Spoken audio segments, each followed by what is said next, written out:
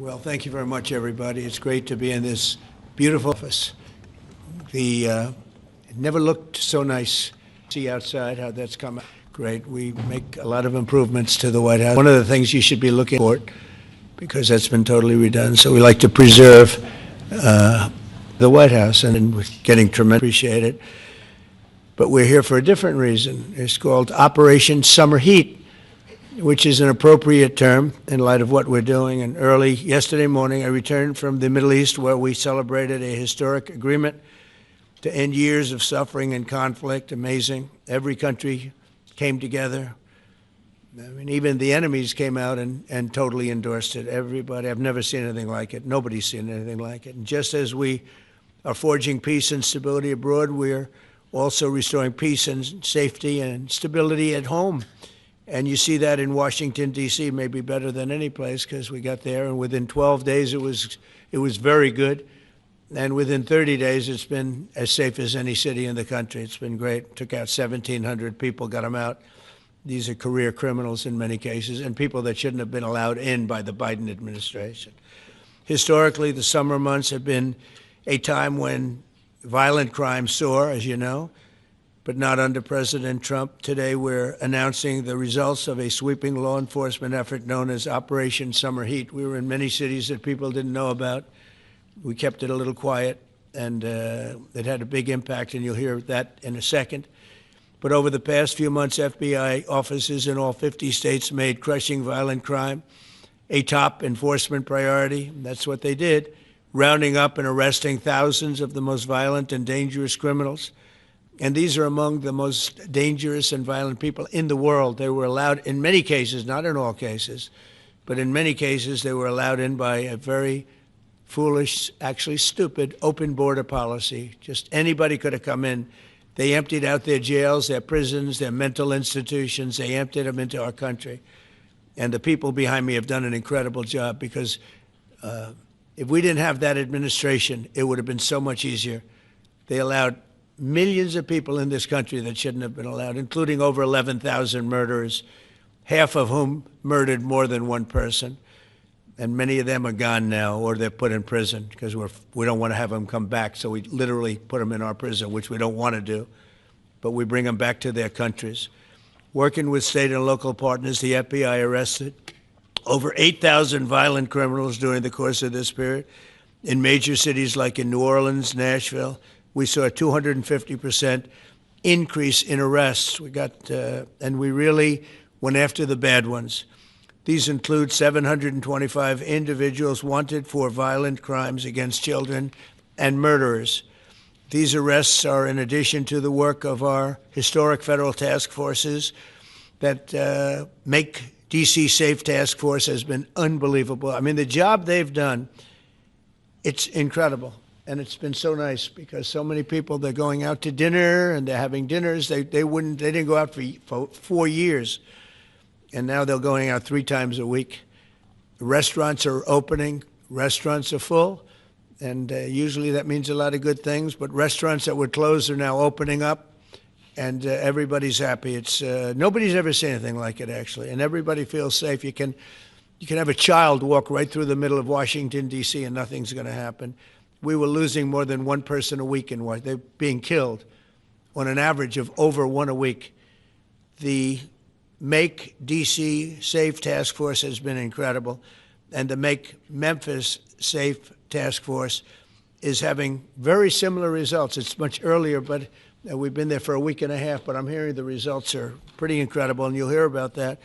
They're mobilizing more than 20 federal agencies for the largest law enforcement operation targeting violent criminals in American history.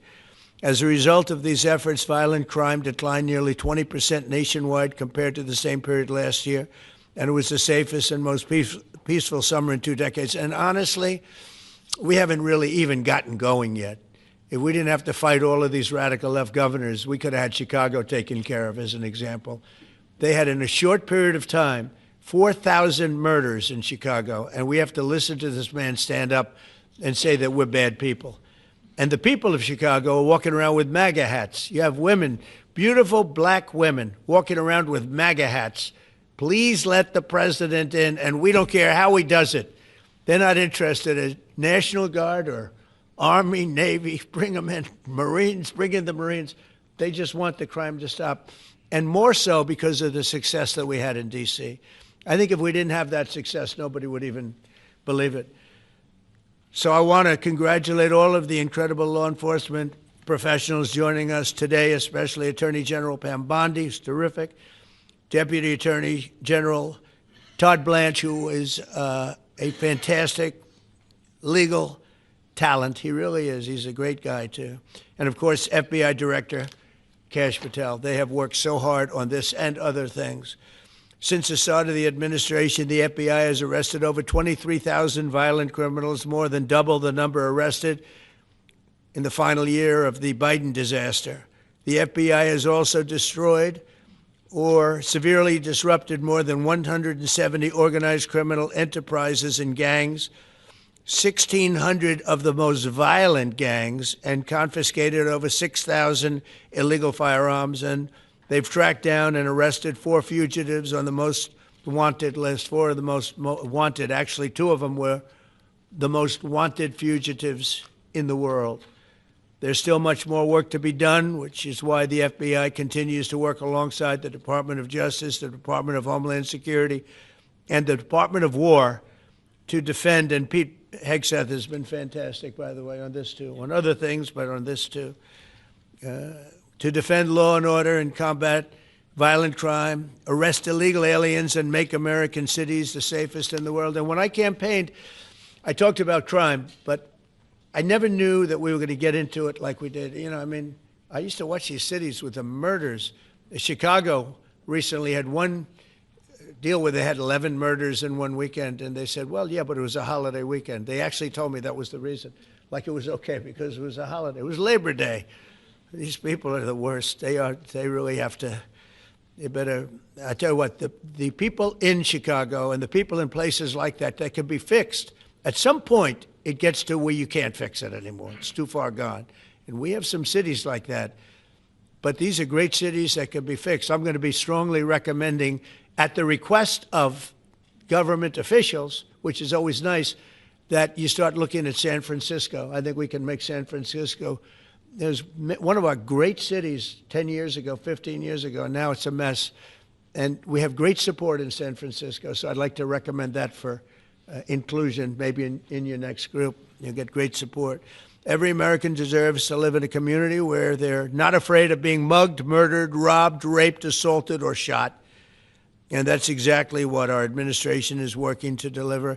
I didn't realize I was going to make this such a big factor in the administration. I didn't really campaign. I campaigned on crime, but I never thought we'd go into every city and take a really safe city that we've all been living with for years and make them safe. And now it's like a passion for me, and it's a passion for the people behind me. So I didn't get elected. I did get elected for crime, but I didn't get elected for what we're doing. This is many, many steps above. And I want to thank Stephen Miller, who's right back in the audience right there. I'd love to have him. I love watching him on television. I'd love to have him come up and explain his true feelings, but maybe not his truest feelings. That might be going a little bit too far. But, Stephen, thank you for doing an unbelievable job. And the people of this country love you, I'll tell you, and they love what you say about crime and stopping crime. So now I'd like to ask Director Patel to say a few words, and then Pam and Todd also. And I just want to congratulate them. This is an amazing thing. And we're just at the start. We're going to go into other cities that we're not talking about purposely. We're getting ready to go in. And when they go in, like Kash as an example told me that people didn't even know, 5 months ago they went into Chicago, and they started doing a lot of work in Chicago, and we brought the numbers down a little bit, and but that really was just preparatory work for what we're going to do with the surge. We're going to have a surge of strong, good people, patriots, and they're going to go in, they straighten it all out. So a lot of these cities we're already working on, but we don't do it with a big flavor. But in a little while, you're going to see some numbers that you're not going to believe. And I think you'll probably start with Memphis, because I'm hearing the numbers are much quicker than we even thought possible. But again, D.C. it speaks for itself. Chicago is going to be okay. We're going to save Chicago. And I told you, and I told them, A very respected man, the head of the Union Pacific, said, "Sir, save Chicago. It can be saved." And the way he said it, it was like, can you believe it? We're trying to save Chicago. But I understood exactly what he wants, and that's what we're going to do. We're going to save all of our cities, and we're going to make them essentially crime-free, like other countries have crime-free. If you go all over the world, you go to the world, you hear Afghanistan and you hear all these different places. Our crime in certain cities is worse than anything they can even imagine. And we're not going to have that any longer. It's going to stop, and it stops right here. Cash, please. Thank you, Mr. President. What I'd like to do is just highlight some of the outstanding work that the men and women of the FBI have been doing. And thanks to your brave leadership and the mandate you were given by the American people to not only defend the homeland but crush violent crime, you tasked us with our great partners at the Department of Justice and the Attorney General and the Deputy Attorney General to start making arrests and bring prosecutions and safeguard our cities. And you said it, this is just the beginning. In just 7 months, I hope the media takes a look at every one of these charts, because these are the best numbers for fighting crime in U.S. history, and it's only 7 months in. And to do that, our vehicle to do it of choice was Operation Summer Heat, which the FBI architected to go after violent criminals. And in just a 3-month span, you had 8,700 arrests of violent criminals. You had 2,200 firearms seized off the streets permanently to safeguard our communities. You had 421 kilograms of fentanyl seized. Just to put that in perspective, that's enough to kill 55 million Americans alone. You had 45,000 kilograms of cocaine seized, and thanks to our Department of Justice partners, you had 2,100 indictments in 3 months, from June to September alone. Mr. President, that in and of itself would be historic for a 4-year presidency. You did that in 7 months because you let good cops be cops, and you partnered us with the right people at the Department of Justice to put the handcuffs on and bring them to court and put them in prison. And if that weren't enough, when you look at the year, for the entire 7-month period that we're talking about here, if you look at the past 4 years of the Biden administration, 16,000, 17,000, 15,000, 15,000. That's the number of arrests year over year of violent felons in this country for the Biden administration. Mr. President, in 7 months, you have 28,600 arrests of violent felons in just 7 months alone, because of your leadership and the dedication of the men and women at the FBI who want to go out there and do the job they were prevented from doing because that department used to be weaponized and politicized. And this is what happens when you take out the fangs of weaponization. This number is historic by every metric. 28,000 people have been arrested, violent felons alone. And then when you go over there and look at some of these charts, if you don't mind, I'll just hop over here. Look at the metrics for not just violent crime, but the homeland. Mr. President, during your administration, the FBI has found and located 5,400 children. That is a 30% increase year to date over the last administration. Violent crimes against children arrests alone are up 10%. Gang arrests are up 210% in the last 7 months alone. And transnational organized crime, which Stephen Miller has been a great partner in, is up over 12% alone. These numbers are historic just as a snapshot. But just so people don't think we're focusing on violent crime alone, the national security mission, Mr. President, under your leadership has never been stronger. We have gone after espionage activities against our main counterparts in China, Russia, and Iran. In China alone, we've had over a 50% increase in espionage arrests alone and prosecutions. In Iran, we have had a 50% increase, again, in espionage cases. And in Russia, we've had a 33% increase in espionage cases alone. When it comes to counterterrorism, year to date, we have 125 arrests this year versus 100 last year, year to date alone. And when it comes to the cyber criminal activities, which are some of the largest enterprises plaguing everyday Americans, we at the FBI have put out a mission to go after cyber criminals like never before. Last year, they had in total 191. This year, you already have 252 arrests. 52 arrests of violent cyber criminals who are stealing from senior citizens, who are violating our children's rights and freedoms, and who are violating everyday Americans. These programs are record. And two of the things I'll finish with that I'm most proud of, Mr. President, this FBI. Fentanyl. As you know, it's a scourge that is killing our youth, 100,000 plus a year. To date, the FBI has seized 1,900 kilograms of fentanyl. That's enough lethal doses to kill 127 million Americans alone. To date. And if that weren't enough, Mr. President, you said we have to go after the worst of the worst. And you empowered our Department of Justice, our Attorney General, Deputy Attorney General, and the Deputy Director at the FBI, led the charge, not just on summer heat, but he also led the charge at the FBI's 10 most wanted fugitives. These people have been on the run for years. And in 7 months, you captured not 1, not 2, not 3, but 4 of the FBI's most top 10 fugitives. 4. And just to put that in perspective, Mr. President, the Biden administration captured 4 in all of 4 years. You're on 7, and we're going to get to 10. We're going to get to 10 of 10. This includes a lady who murdered her 6-year-old handicapped child and fled to India. We got her in 2 months. This includes a narco trafficker. This includes a sex trafficker. This includes another first-degree murderer and gangbanger. These people were on the run because of the prior administration's reckless policies that destroyed our communities, and you came in and with a mandate said, go after the worst of the worst. This is just the beginning. This is what happens when you let good cops be good cops at the FBI. Mr. President, I just want to thank you for your incredible leadership, our brave partnership with prosecutors who know how to bring cases and make sure these arrests stick. And that's what the Attorney General and the Deputy Attorney General have led the charge across this country, because arrests without prosecutions are meaningless. We are deterring criminals from doing this activity. We are preventing criminals from coming into America, and we are absolutely crushing violent crime like never before and defending this homeland, sir. And not to mention, I almost forgot this one, it took you, sir, 2 weeks to get the Abbey Gate bomber. Joe Biden had 4 years to look for him.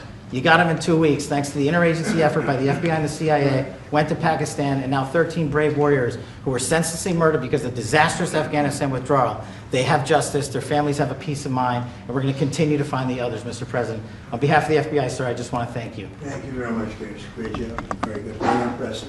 Ken, would you like to say? President Trump, the men and women of law enforcement say 2 things to me repeatedly. First, you have taken the handcuffs off them and let them do their jobs, and you let cops be cops. That's why all this is happening. The director, the deputy director are working around the clock. All of these great men and women in the FBI, they have families at home, and they are working during a government shutdown right now. Many of them have small children. Many of them, I was talking to an agent this morning, many of them have babies at home, and they are working around the clock to not only keep our country, but our world safe. And that's what Operation Summer Heat did. Thank you, Director, and to the Deputy Director for everything you did on behalf of the Department of Justice, and you're going to continue to keep doing. And they set the stage for what we're doing in Memphis. You're going to hear a lot more about that, our joint task force next week, but they set the stage for Memphis. And last night alone in Memphis, there were almost 70 arrests, there were 12 guns seized, and there was a 70-year-old man arrested as a result of our operation in Memphis who raped a child under the age of 3. That one case makes everything we're doing worthwhile. So thank you all for being here on behalf of both of us. Thank you, President Trump. Thank you. Todd, you want to say something? Sure. Thank you, Mr. President. So this is a great day, and I think there's stats that the director talked about which are important, but I want to give 2 examples of what summer heat has done that actually will apply hopefully to everybody in this room. The first is for over 4 years during the last administration, there was a hotel in a town, the middle of a town in Alaska, that was being run as a drug den. There were over 1,000 calls to 911 over 4.5 year period.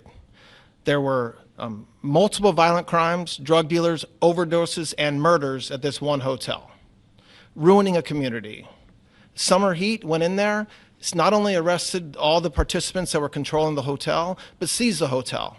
And so that's one example of what summer heat means to everyday Americans that just want to live in peace. The second example is a large narcotics trafficking group that was selling fentanyl in the state of Washington. They were shipping fentanyl and using commercial aircraft, putting fentanyl pills and powder in suitcases, flying them from the southwest border, mostly Arizona, all the way to Washington. It had been going on for an extremely long time, and the entire organization was arrested. And I say those 2 examples because it's easy to look at the board and see 1,000 arrests. How much different is our communities now compared to the past 4 years? But there's actual life examples. Every one of these arrests means that our streets are safer, and that's because of the work of this administration, of President Trump and Director Patel. So I will tell you, Attorney General Bondi and I are together every day with Director Patel, figuring out ways that we can continue to do this work, and it's not going to stop. Like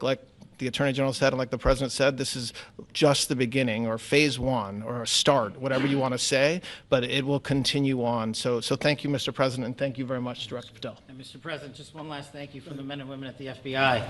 You found a way to get these individuals paid during a government shutdown, our 1811 agents. So on behalf of the FBI, it's a great debt that we owe you, sir. They're now allowed to pay for their families, so thank you. And the military. Good. That's right. Thank you. Okay, thank you very much. Any questions, please? Brian, go ahead. First of all, I know the feedback I'm getting from the American people, they want to say thank you. Law and order is not an option in this country, it's a mandate. So I know the American people thank you for that. In terms of the guns that have been taken off the street, do you have a number of how many guns were taken away from someone that had a prior felony or a previous crime, that perhaps we can prosecute that? Because I know that wasn't the case under Joe Biden. We don't take guns off the streets of people that are allowed to have guns. So every gun that we're taking off the street is because it belongs to somebody who is not allowed to have it. Could be a felon, could be somebody who hears illegally. There's all sorts of conditions. But if there's a gun taken off the streets by the FBI, it's because the person who has it is not allowed to. It's not somebody who's lawfully allowed to have it. So every single one of those guns were taken off of people that aren't allowed to have them. And not including the FBI, all of the other agencies. ATF alone, since January 20th, has removed over 25,000 illegal guns off our streets, just since President Trump's been in office. And Mr. President, if I could follow up on that, could there be any further conversation to have national concealed carry applied to actual DC? Like if you had a driver's license in Texas and you had a permit, of course you could drive. Well, as you know, they've been talking about that for a long time. It's an interesting question. A lot of people feel strongly both ways, but we are talking about that, Brian. Thank you. Mr. President, on Venezuelan boats, I want to ask you, why not have the Coast Guard stop them, which it is empowered by law to do? You know, this way you can confirm who's on the boat and ensure that they're doing what you suspect. Because we've been doing that for 30 years, and it has been totally ineffective. They have faster boats. Some of these boats are seriously, I mean, they're world-class speedboats, but they're not faster than missiles. But we've been trying to do that for years, and so much of the drugs, 25–30%, would come in through the seas. Right now we have, I would say, none coming in through the seas. In fact, I don't know about the fishing industry. If you want to go fishing, a lot of people aren't deciding to even go fishing. We've almost totally stopped it by sea. Now we'll stop it by land. What's the next But step? it never worked. It never worked when you did it in a very politically correct manner. What's the next step in this war on cartels, and are you considering options, are you considering strikes on land? Well, I don't want to tell you exactly, but we are certainly looking at land now because we've got the sea very well under control. We've had a couple of days where there isn't a boat to be found. And that, I view that as a good thing, not a bad thing. But we had tremendous amounts coming in by boats, by very expensive boats. You know, they have a lot of money, very fast, very expensive boats that were pretty big. And the way you look at it is every boat that we knock out, we save 25,000 American lives. So every time you see a boat and you feel badly, you say, wow, that's rough. It is rough, but if you lose 3 people and save 25,000 people, these are people that are killing our population. Every boat is saving 25,000 lives, and you can see it. The boats get hit, and you see that fentanyl all over the ocean. It's like floating in bags. It's all over the place, and it's a tremendous. We're saving tremendous amounts of lives. Yeah, Mr. please. President, on that issue. I know you've talked about, I have a question for you, and then I also have a question for Director Patel. I know you talked about having some distaste for Boston recently. Is this one of the cities that you might be looking into, and can you give us a hint about other cities that you might be You're sending saying for federal where? money? For where? For Boston. Yeah, well, Boston has a bad mayor who at least is a reasonable IQ person. You know, most of them are low IQ. But, and they're so bad. I mean, what's going on in Chicago is just, you'd think the guy would say, hey, look, we have a problem, Mr. President. Could you come in and straighten it out? We could have that done in a month if we had their cooperation. It's going to be done anyway, but we could have it done in a month. Yeah, Boston, she's got 4 areas that are, wrong. And, somebody said, would we think about taking the World Cup away from Boston if they don't straighten it out? And the answer is yes. We have the right to do that with FIFA. So if we think that LA is going to be bad, or we think that applies a little bit to the Olympics too, but we'll talk about FIFA first. FIFA is very hot. If we think there's any reason that, whether it's Boston or anywhere else, that they're not doing their job, we're going to take those World Cup games and move them someplace else. Thank you. And then Director Patel, there's been so many conspiracy theories swirling around about the assassination of Charlie Kirk. Do you have any updates for us, especially in light of all the online content that everyone's been talking about? The only thing we deal with at the FBI and the Department of Justice is facts. And we delivered in record speed a manhunt to capture Charlie Kirk's alleged assassin in 33 hours. And if you put that in perspective to Luigi Mangione with the Boston bomber, they took them 5 days and a police officer lost their life in their manhunt. We are running on absolutely every single lead, and the best thing we can do to honor my friend Charlie Kirk's life is to make sure that everyone involved is prosecuted to the full extent of the law, and that's what we're focused on, investigating the facts, not trading in conspiracy theories. Okay. Mr. President, thank you so much. Thank you. In light of China's export curbs on rare earths, do you view India as a reliable partner going forward? And are you planning to meet Prime Minister Modi in Malaysia? Are you open to talks in terms of Yeah, trade? sure. He's a friend of mine. We have a great relationship. He just said that 2 days ago, as you know. We have a great relationship. No, we were not happy with him buying oil from Russia, because that lets Russia continue on with this ridiculous war where they've lost 1.5 million people, by the way. Russia's lost 1.5 million people, soldiers mostly. This is a war that should have never started, but it's a war that Russia should have won in the first week, and they're going into the 4th year. And I want to see it stop. So I was not happy that India was buying oil. And he assured me today that they will not be buying oil from Russia. That's a big stop. Now I got to get China to do the same thing. That is relatively easy compared to what we just did over the last week in the Middle East. Middle East was 3,000 years, and we got it done. This is 3 years, and I think we'll get it done. I think that President Putin, I think he wants to get it done. We'll see. There's a great animosity between him and Zelensky. You probably have noticed, right? And I think it's hurting the process. Yeah, please. Mr. President, thank you. Curious, why did you authorize the CIA to go into Venezuela? And is there more information you can share about these strikes on the alleged Well, I can't do drug busts in that, the but Caribbean? I authorized for 2 reasons, really. Number one, they have emptied their prisons into the United States of America. They came in through the border. They came in because we had an open border policy. And as soon as I heard that, I said, a lot of these countries, they're not the only country, but they're the worst abuser. And they've allowed thousands and thousands of prisoners, mental institution, people from mental institutions, insane asylums, emptied out into the United States. We're bringing them back, but that's a really bad, and they did it at a level that probably not, many countries have done it, but not like Venezuela. They were down and dirty. And the other thing are drugs. We have a lot of drugs coming in from Venezuela. And a lot of the Venezuelan drugs come in through the sea, so you get to see that. But we're going to stop them by land also. Does the CIA have authority to take out Maduro? Oh, I don't want to answer a question like that. That's a ridiculous question for me to be given. Not really a ridiculous question, but wouldn't it be a ridiculous question for me to answer? But I think Venezuela is feeling heat, but I think a lot of other countries are feeling heat too. We're not going to let this country, our country, be ruined because other people want to drop, as you say, their worst. They have given us their worst.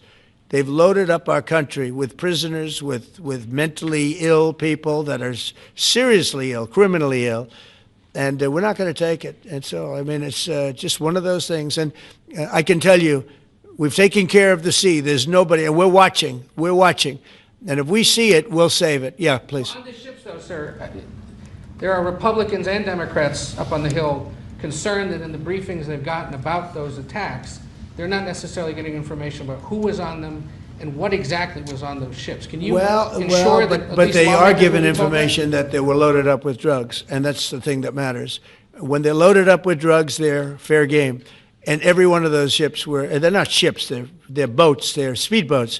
They're extremely fast, record-setting type speedboats that cost a lot of money, and they have a lot of money because they're drug sellers. But they know one thing, and they all have the same thing in common. There's drug dust. They call it drug dust. They call it fentanyl dust all over the boat after those bombs go off. And you can take along. Attack them, though, that they're a We know before. We know when they go out. We know we have much information about each boat that goes out. Deep, strong information. Yeah, please. Sir, you're going to have Volodymyr Zelensky here this week. What is your message at this stage of the war for him? And shy of tomahawks... To who is that? For Zelensky. Yeah. And shy of tomahawks for Ukraine. Are you considering other options, and will you speak with Vladimir Putin about No, we're looking at other options. We are. President Zelensky's coming in. I'm not a fan of the war. I'm not a fan of the way it started. It should have never happened. It wouldn't have started if I were president. The election was rigged. And because of that, we lost a lot of lives have been lost because of that war. Not American lives, but if I can save a lot of lives, that's why I'm in it. I want to save lives. I've had 8 wars. The Prime Minister of Pakistan got up the other day, said so beautifully, he says, you saved millions of lives. He told that to a group of people right in this office. He said the president saved millions of lives. And I think what he's referring to is the fact that that would have been with India, nuclear war.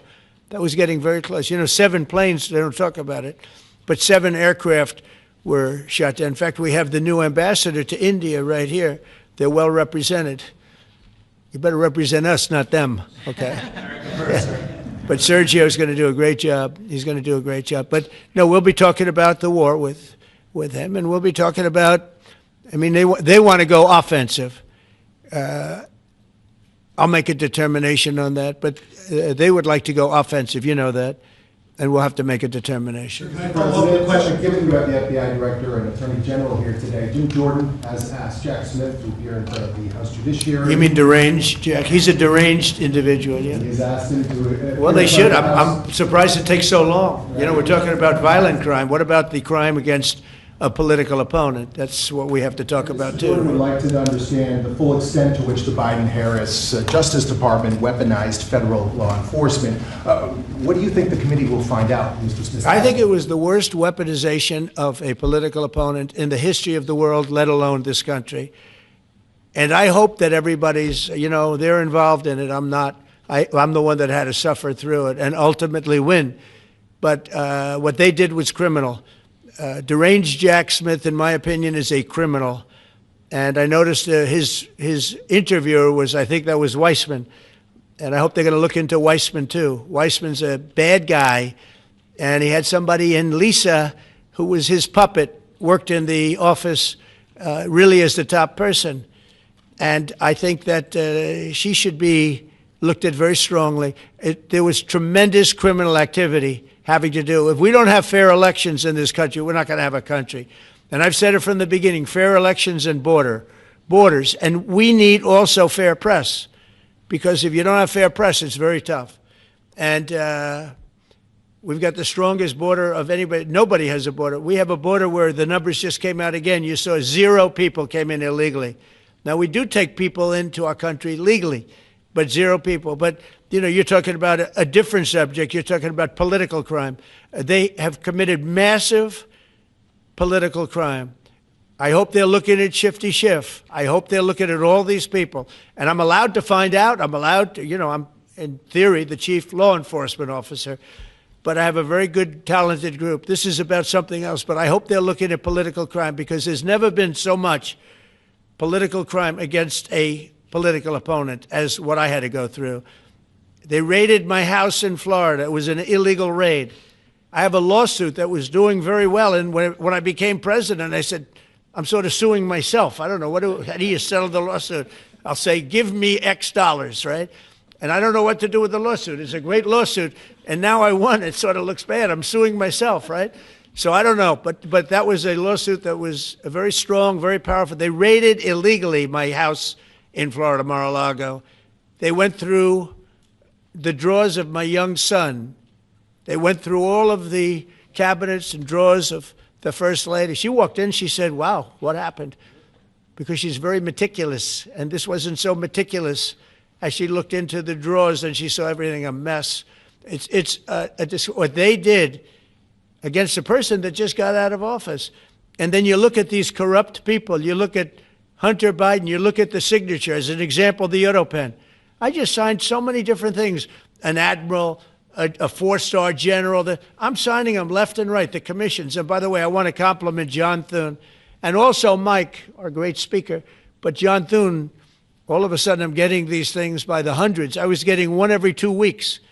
It would have been 4 years before you got them in more. You would have had some that didn't even get in, all because of Democrat obstruction.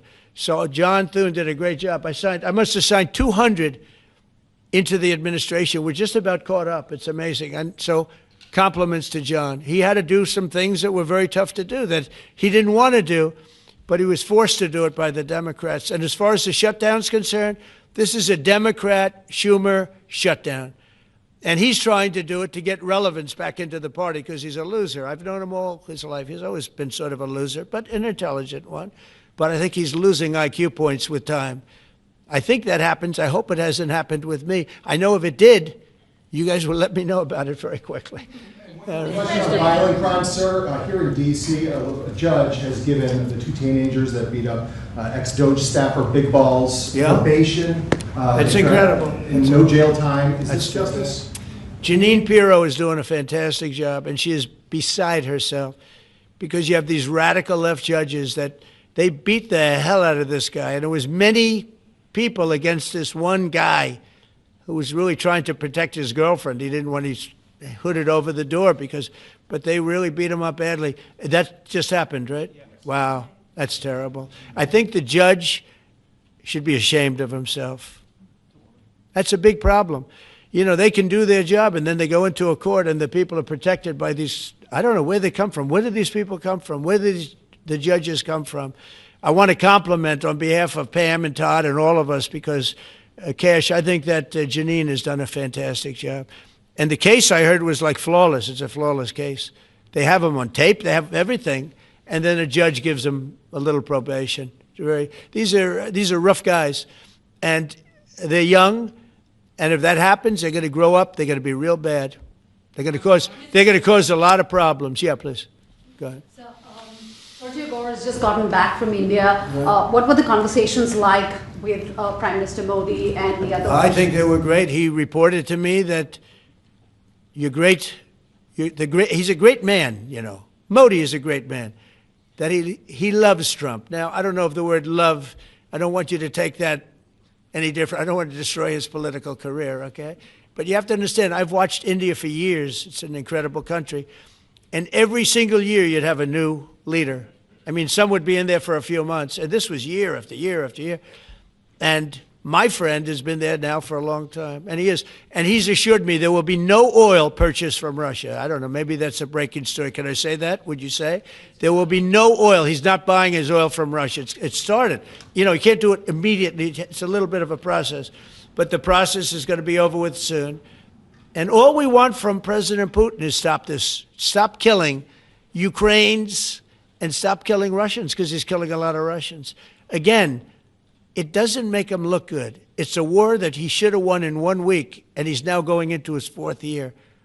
That does not make this big so-called war machine look good. But he could make a settlement. We're willing to settle. I thought we had a deal. The hatred of the two leaders is very, you know, it's an obstacle. It's an obstacle. There's no question about it. But I thought we had a deal 2 months ago. Who would think I created peace in the Middle East and can't get the two guys to settle? But I think we'll get them. But if India doesn't buy oil, it makes it much easier. And they're not going to buy. They assured me they will. Within a short period of time, they will not be buying oil from Russia. And they'll go back to Russia after the war's over. Jennifer? On the shutdown, sir, are FBI officials being paid right now? Are all the FBI employees being paid, and are all the... Well, that's what I understand. I hope so. Thanks to your great work, Mr. President, the 1811 special agents at the FBI are going to receive their paychecks. Got a lot of people paid, actually. We got the people that we want paid, okay? And we want the FBI paid, we want the military paid. We got the people that we want paid. And I'll tell you, the Democrats, they don't talk about this. You know, we're getting rid of programs that we didn't like, but that were negotiated in, but we didn't like. We're terminating those programs, and they're going to be terminated on a permanent basis. And it's thousands of people, and it's billions of dollars. We're getting rid of a lot of things that we never wanted because of the fact that they made this stupid move. And they don't want to talk about it. You know, they have their day coming up. I hear very few people are going to be there, by the way. But they have their day coming up, and they want to have their day in the sun. But they should really make a deal. So what we're doing, I mean, they call him Darth Vader, but he's actually a very nice person, Russell Vogt. But Russell Vogt is really terminating tremendous numbers of Democrat projects. There's not only jobs, I mean, the project in Manhattan, the project in New York, it's billions and billions of dollars that Schumer has worked 20 years to get. It's terminated. Tell him it's terminated, Jennifer. All right. On Hamas, sir, what is your understanding of the pace of returning the deceased hostages? Are you pleased? Well, with they're that looking pace? for them. Absolutely. They're looking. So we have the living hostages all back. They returned some more today. It's a gruesome process. I almost hate to talk about it. But they're digging. They're actually digging. There are areas where they're digging and they're finding a lot of bodies. Then they have to separate the bodies. You wouldn't believe this. And some of those bodies have been in there a long time. And some of them are under rubble. They have to remove rubble. But there are graves, and some are in tunnels that died in tunnels that are way down under the earth. And the tunnels are like 3 feet. Can you believe it? 3 feet high. They lived like this for a long period of time. It's a horrible atrocity. At the same time, we, meaning Israel, but I knew everything they were doing pretty much. I knew most of the things they were doing, but they've killed probably 70,000 of these people, Hamas. And I said, it's time now. So we'll see what happens. We'll also see what happens. Your next question is going to be the weapons. We want the weapons to be given up, sacrificed, and they've agreed to do it. Now they have to do it. And if they don't do it, we'll do it. We had the head of CENTCOM today suggest that Hamas needs to hurry up and disarm and follow your comprehensive plan. Yeah. That it was the head of CENTCOM saying that. Is that not a signal to Hamas, to the rest of the world, that at some point the U.S. military may more directly engage? We won't need the U.S. military. We won't need it. We're Why going not just to, you? because we're very much involved in it. If we weren't involved, there wouldn't be peace. If we didn't destroy the nuclear capability of Iran, that deal would have never happened for two reasons. The Arab nations would not have felt bold enough to do it because you have a very powerful, at that time, Iran. It's not powerful anymore between what Israel and us did, because, you know, the attack was, if you look at it, we helped them very much. They will be the first to tell you, including shooting down thousands of drones that were coming into Israel. You know, we shot them down. We were shooting them down like it was target practice, but we shot down thousands of drones and missiles also going into Israel. But between what we did to Iran that way with the, conventional, we will call it, and what see that beautiful plane, that B-2, I noticed it on the desk. I always thought it was beautiful, but I never understood it. Now I understand it. It took in hundreds of thousands of bombs in the form of two, but hundreds of thousands of pounds of bombs. And every single bomb hit perfectly. Then they sent Tomahawks in. They sent 30 Tomahawks on top of it.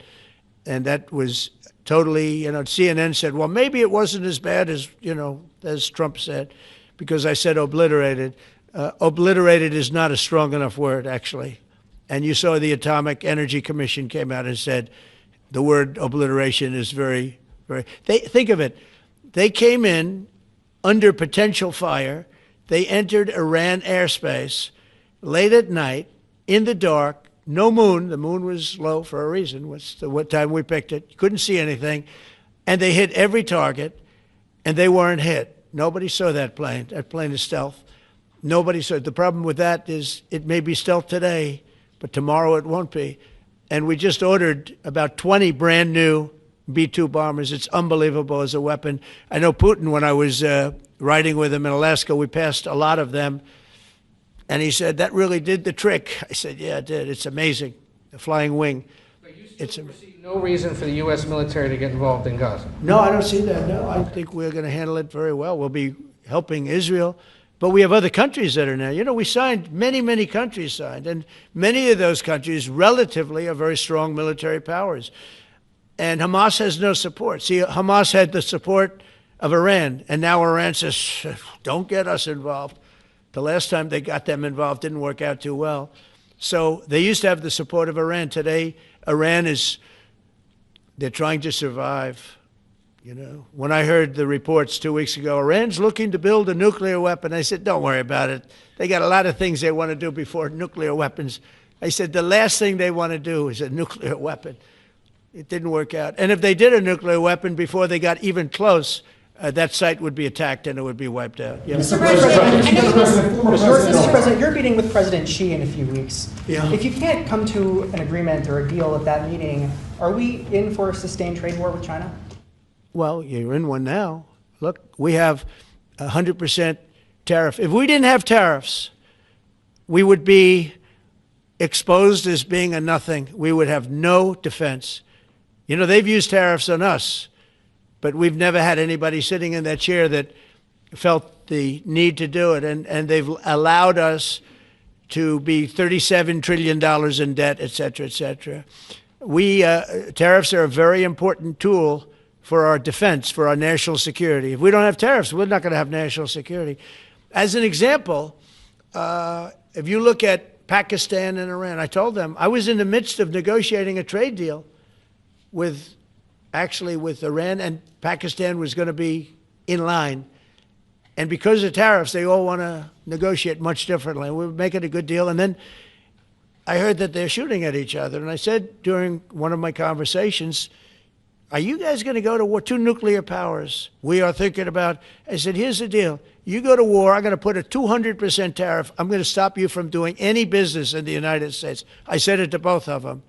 Within 24 hours, the war ended. That would have been a nuclear war. And again, the Prime Minister of Pakistan, who was here 2 weeks ago, said that that man saved many millions of lives in front of a whole group of people because he thought it was going to be war. But when it came to war or having to pay massive tariffs, the tariffs overrode. That's why it's so important. Not only the money, we're taking in trillions of dollars, not only the money, the power to keep peace, the power to be used for good is enormous. But a lot of people didn't understand tariffs. It's also made us very rich. We have a big case coming up in the Supreme Court, and I will tell you, that's one of the most important cases in the history of our country. Because if we don't win that case, we will be a weakened, troubled, financial mess for many, many years to come. I don't even know if survivable is a good term. And if we do, we're going to be the most powerful economic country in the world.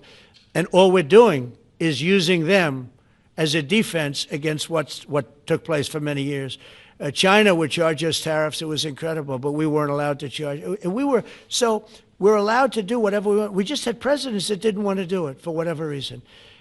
And it was nothing. But of the 8 wars, I was saying 7, of the 8 wars, I would say tariffs are directly responsible for me ending 6 of them, 5 or 6.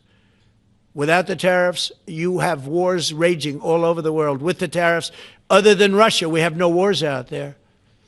And we've made a lot of good friends, too.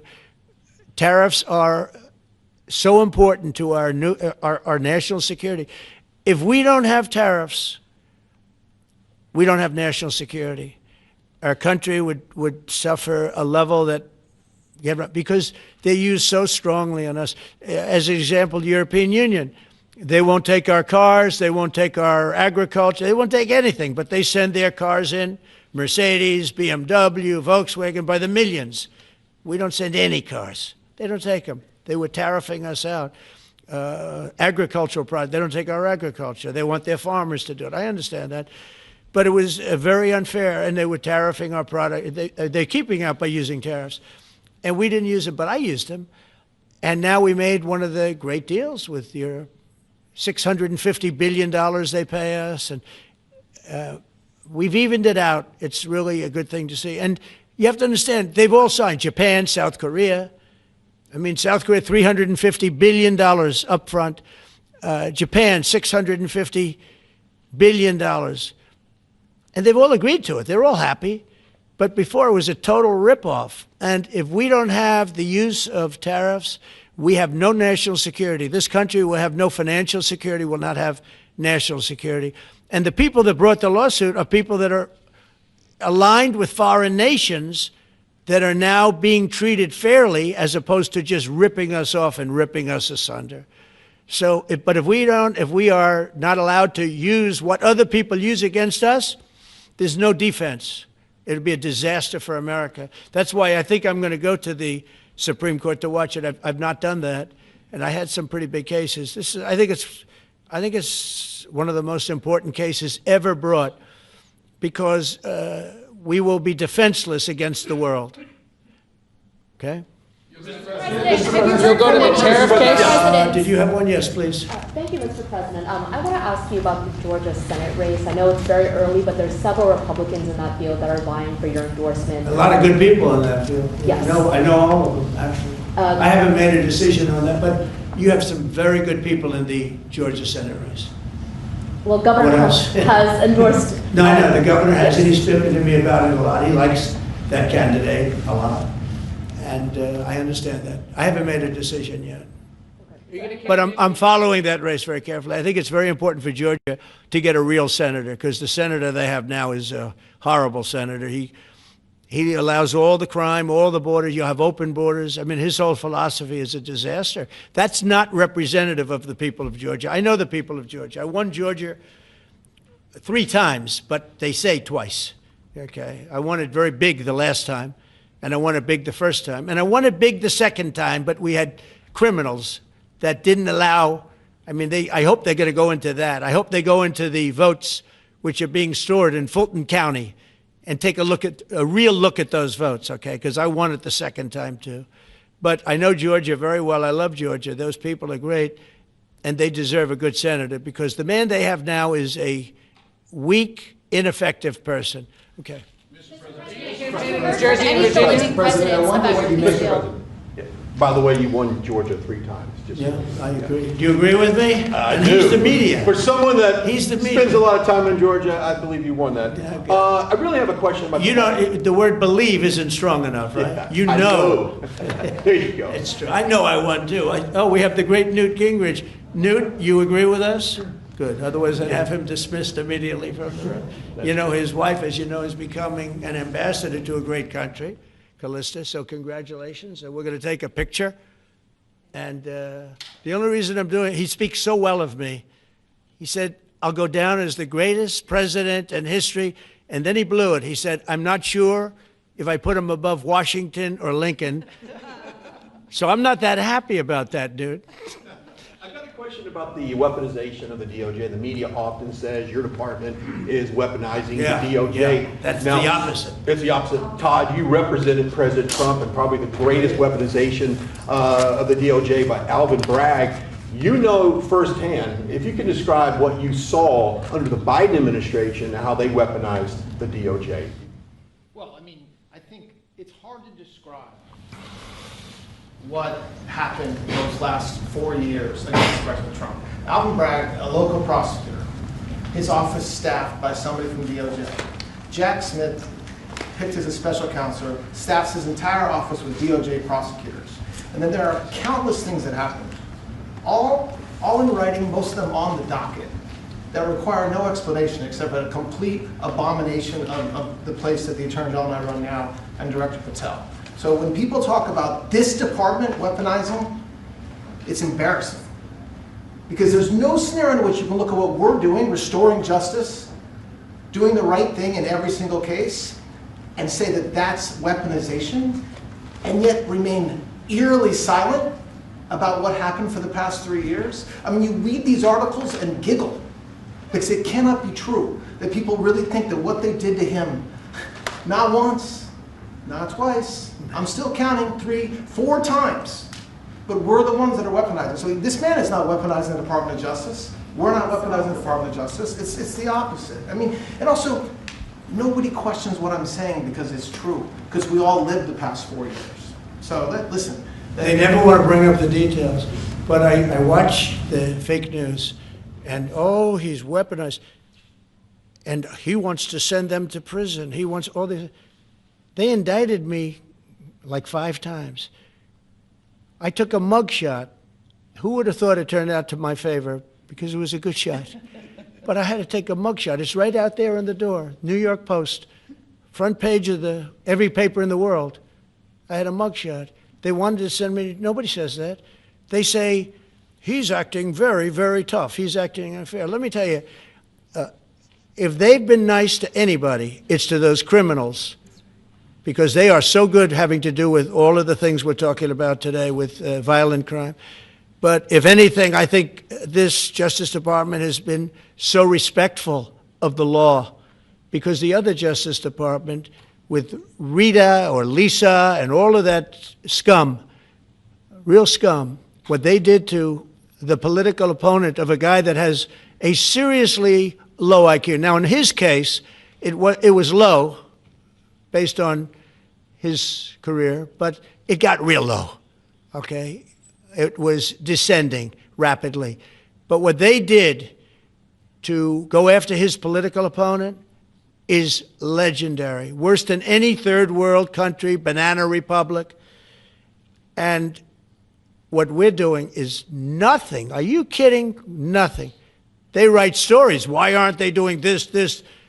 And we'll leave. I don't have to leave it up to them, but I choose to at this moment at least. But there's never been anybody treated in the history of politics. You know, they say the 2 worst treated presidents by the media, etc., was that man right there, the late, great Abraham Lincoln, and this guy right there, Andrew Jackson. They say Andrew Jackson was treated terribly. They give him number 1 and number 2, but that was before I came along, Newt. I say I have number 1 times 10. Nobody's been treated like I've been treated. And I did a great job. You know, we had a great first term. And we had one of the most successful economies in history, et cetera. I rebuilt the military. We did a tremendous amount. The last part, we had a horrible thing called COVID, and we handled that well. We made ventilators for nations all over the world. We did a great job. Probably never get credit for it. Look at the therapeutics, the Regeneron, all the different things, the vaccines, all the things we did. We did a great job, but we had to focus on that. But we had the best economy in the history of our country. We're blowing it away right now. Look at the stock market. It hit another all-time high today. That's 48 days out of the few days that I've served. 48 days have already hit record highs. And we have, maybe most importantly, the number, we have now, I was saying 17, it's over $18 trillion is being poured into our country. It's because of the election and because of tariffs. Without the tariffs, you wouldn't have probably 18 cents. It's because of the tariffs, because there are no tariffs if they build in our country. And they understand that. So we have medical companies coming over. We have the AI. We're dominating China in AI. Everybody said that's impossible. We're dominating.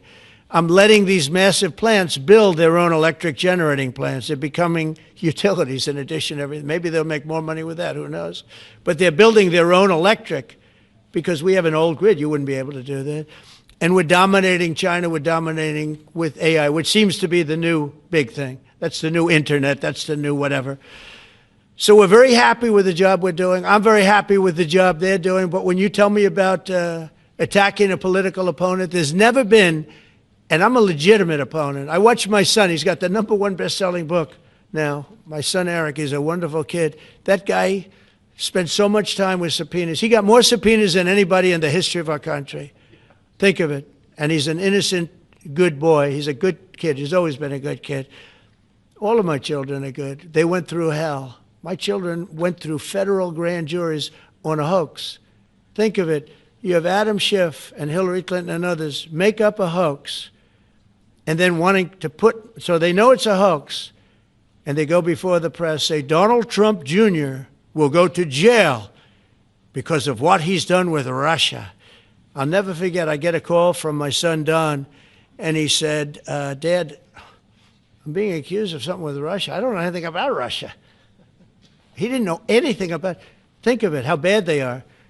They say he'll go to prison for the rest of his life. He knew nothing about it. On a hoax, the Russian hoax, Russia hoax, on a story that they made up.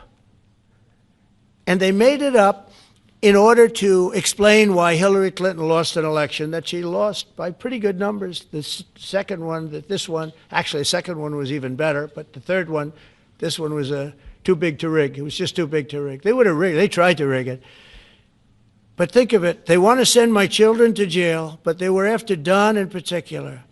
I'll never forget Adam Shifty Schiff, a total crooked guy, lying in Congress, making up a phone conversation that I have with you, totally made up. Then when he heard it was taped, he wanted to disappear. And Nancy Pelosi went crazy because they wanted to impeach me based on the conversation that was made up. When they heard the tape, everybody, I won it unanimously in the Republican Party. I got every single vote, something that never happens, and I beat it. But think of it, they want to put my son in jail for something that they made up. So they know they made it up. And they say he will serve the rest of his life in prison. These are sick, bad people. And don't tell me about us going after them. If anything, we've been very, very soft. I wouldn't be that soft, I'll tell you that. Thank you very much, everybody. Let's go. Thanks, guys. Thank you. Thanks, guys. Thank you very much. Thanks, guys. Let's go. Thank you guys. Thank you guys. Let's keep it going. Thank you. Thanks, guys. Take a look, location. Thank you, guys. It's going to be a beautiful day. Thanks, guys. Let's go. Back up. Let's go. Thanks, guys. Keep going. Keep going. Thank you.